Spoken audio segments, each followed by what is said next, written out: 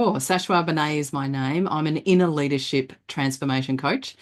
I am ex-corporate. I spent the first 12 years of my career in corporate, focusing on human resources, training and development, and people and culture. And then have been an entrepreneur and a leadership in multiple businesses since then. And I now run my own business and have been coaching in that space for 20 years. All subjects very close to my heart. Fantastic. You wish somebody had told you before you became a leader?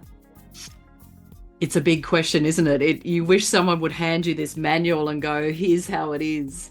And yet all the circumstances are so different, aren't they? So I think one of the main things for me is that as a leader, you aren't expected to know everything. Sometimes we can put that pressure on ourselves.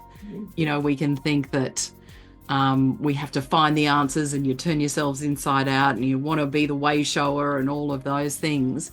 But the key is really just to be your genuine self, because when you're not, people will know it, you know, and authenticity tends to build faster than our expertise and all the fancy things we can bring to a situation, can't it? Oh, absolutely.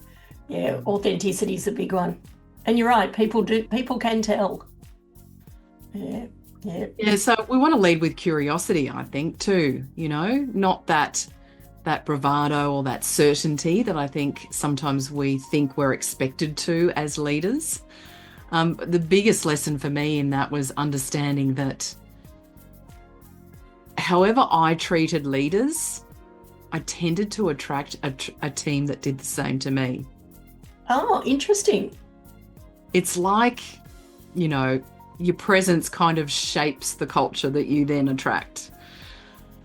Absolutely.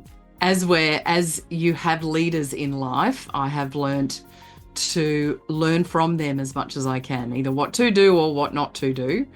But always realize that at some point you're going to be in a position of leadership. So learn while you can. Oh, and never stop. Keep going. Always. Absolutely. Forever be curious. And I think some of the best leaders now will be the ones that are actively seeking, you know, other studies, further studies, learnings in any way they can, at any level. True. I'm definitely a forever student. I think, you know, the more you know, the more you realize you don't know. And just being in that curious space, that how can this be different? How can this be better? Because workplaces are evolving at a fast rate, you know, and whilst there are some common themes, we know that the landscape ahead of us is evolving at a rate of knots, and that's going to be really challenging for a lot of people. You know, that uncertainty is creeping in more than it ever has before. So more than ever, we need to be leaning into, you know, being more supportive and collaborative, I think, in workplaces. And adaptable to change, because you can't stop the change. No. It's got to work with it. It's coming at us. And that's really why I suppose I focus on inner leadership as well, because I always felt there was limitations in some corporate structures as to how much we could develop our leaders. You know, some organisations tend to have that red tape, that cultural imprint that can be hard to swim upstream sometimes. But when we have that more solid focus on our inner leadership, then it means that we can face all those situations more confidently, more authentically, you know, and not feel like we have to be in command because we're a little bit unsure about what the next step is. But be open, be genuine, be collaborative, and come from that more inner confident space. Yeah. And again, that shows when you've got that inner confidence as well. It does. Yeah, it does. And it doesn't trigger people. I think sometimes when we can be into command in our leadership, that it can actually trigger people in a way that isn't helpful. So it's a balance, isn't it? It is a balance. That likability and that credibility and authority.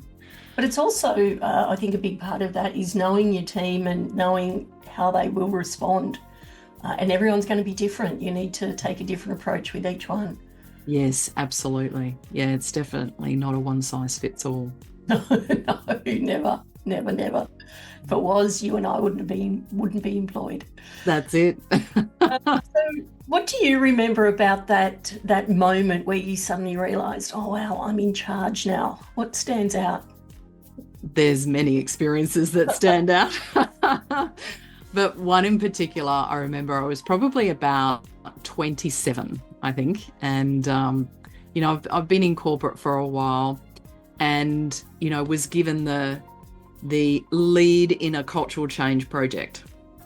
All the celebrations, congratulations, all the things. And it's the first time I'd really run a project like that.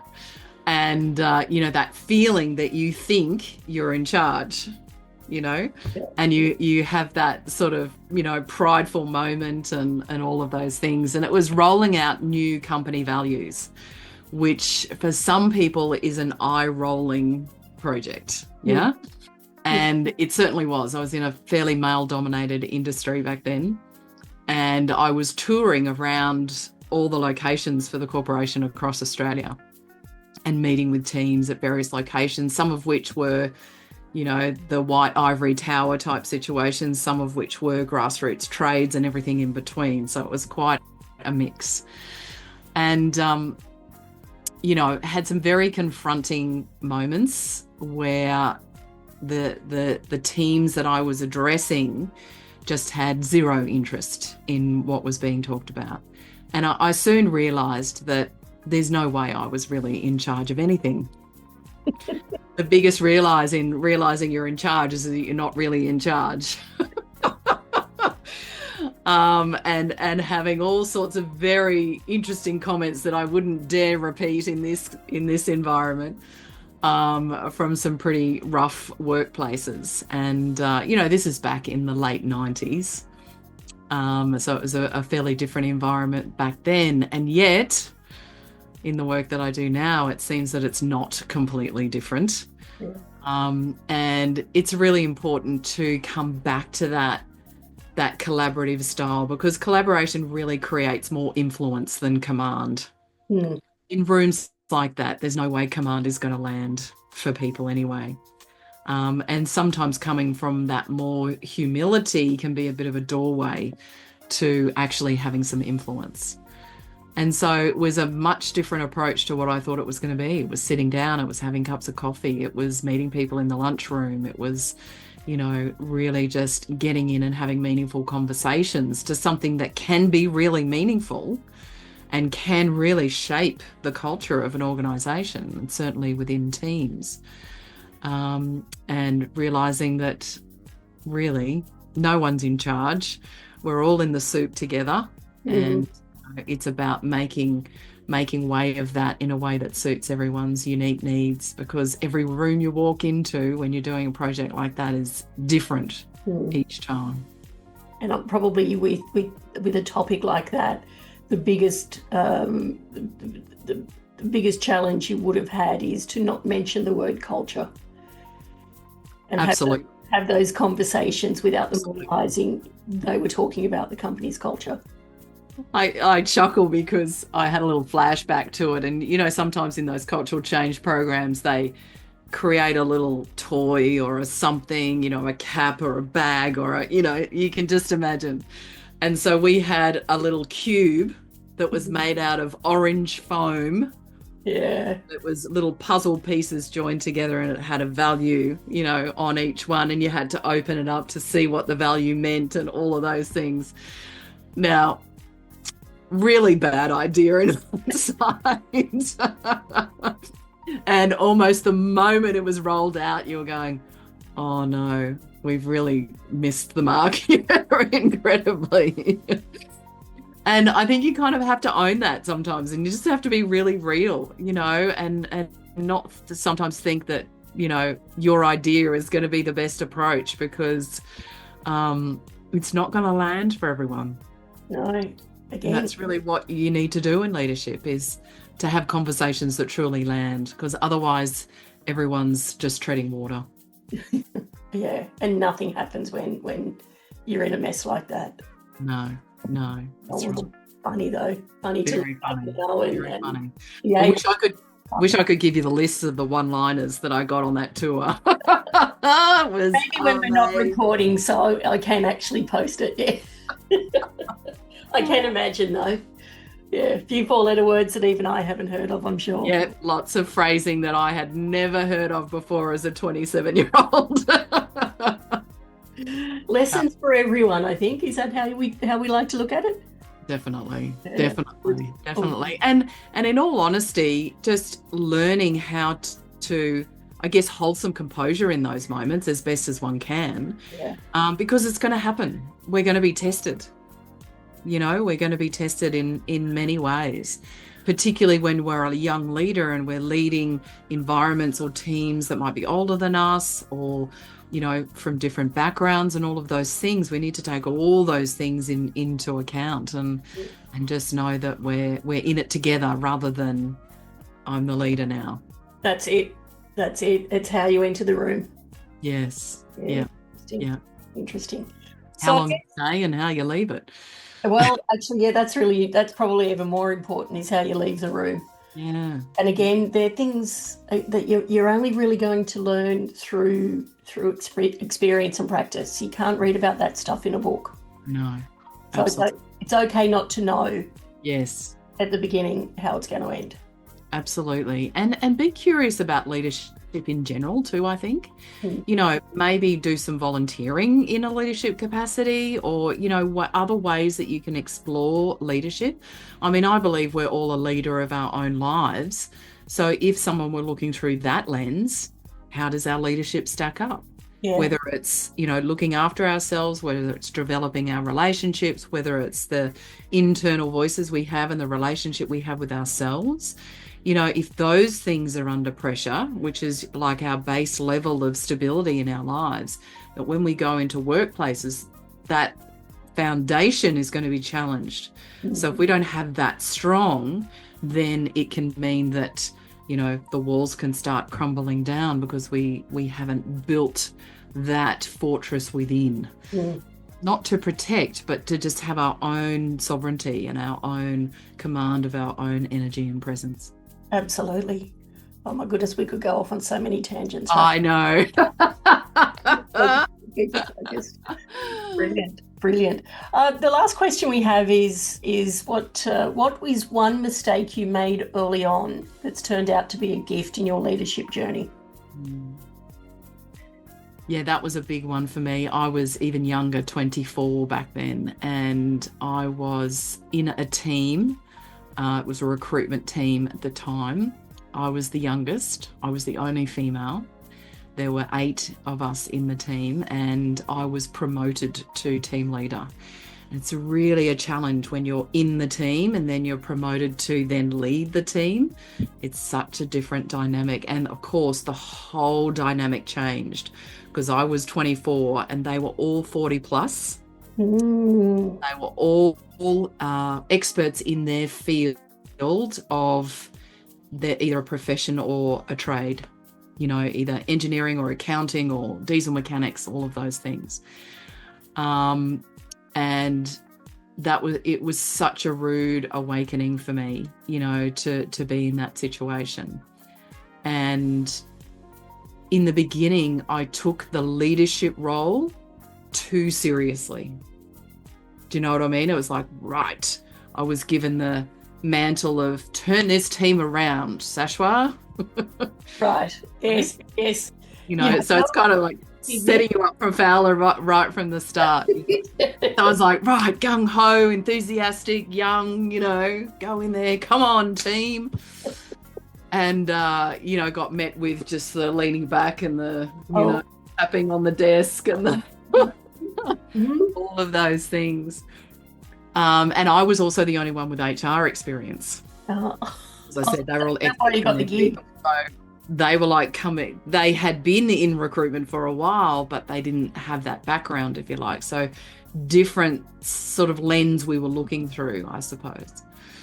And I think the biggest mistake is that I felt there was going to be some level of engagement and listening to me just because I was in the role. And nothing can be further from the truth. You know, we have to build that trust and build that, you know, awareness and that camaraderie in a really different way to how it was, you know, and it was really just over time of developing different relationship dynamics. And there was one person in particular who was a bit more sympathetic to my situation, I think.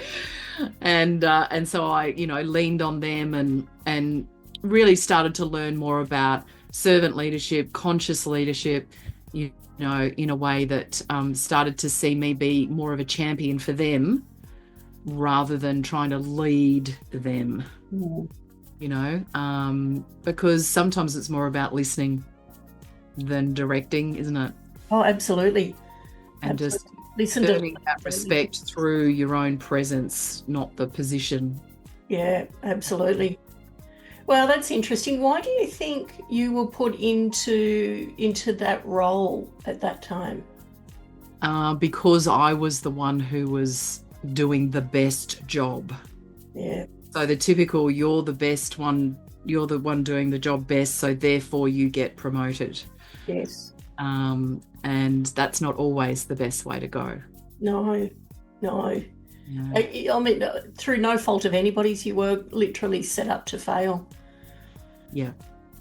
And it was just through a bit of, I'm going to say, naivety of that management team that was holding space for that, you know, because there was no training per se to step into a leadership role, as often happens. It's assumed when you're the best one at the job that you'll automatically therefore be the best leader.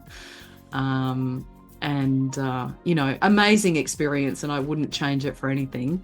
And you know, I'm very pleased that I had at least one member of the team in my camp, or at least, you know, a bit of a comrade in arms that I could, you know, kind of run things by and those sorts of things. And then just started to turn it around where, you know, being a champion of their strengths and starting to help them with their strengths rather than looking at sort of the overall team performance, if you like. And the occasional Friday afternoon donuts didn't harm either. I'm going to say Friday night drinks. I mean, they're the late 90s. It would have been something. No. Yeah, all good. And funny enough, the other Sorry? It's all part of it, isn't it? Oh, absolutely, it is. But the other takeaway I got from that was you being able to source a mentor, I guess, for want of a better term, and how important that is in any leadership role at any level, is to have that somebody that you can rely on. Absolutely. And I feel that there's multiple ways to do that. Like sometimes having that internal person that knows exactly the dynamics can be very helpful. You have to make sure that they're you know, keeping things confidential and all of those things. You want to make sure they really are in your camp. But also someone with an outside ear, someone who's not immersed in that culture, I think is really where you can take that even further, because there's different perspective, different lenses you can look through. And I'm a massive believer in always having a mentor or a coach. I have my entire career when I was in corporate and since and now, and I am a coach, so obviously I'm a believer in that process. And, you know, having advisors like you around as well that you know, can be that ear that is not ingrained in the environment and has that different perspective, I think is really important. Yeah. More than once I've been called a voice of reason, and sometimes that's what people need. Yes. Especially if they're down in the mess, is just somebody to just have a really simple answer to what they may think is a really complex problem. Yes, absolutely. Because you're looking at it through fresh eyes. Yeah. You know, and when you're in the soup, it's hard to see beyond it. Absolutely, it is. It is. Thank you so much. My pleasure. Oh, absolute gold. I really appreciate all that you've given us today. Pleasure. Thank you. Good luck with the project. Thank you very much.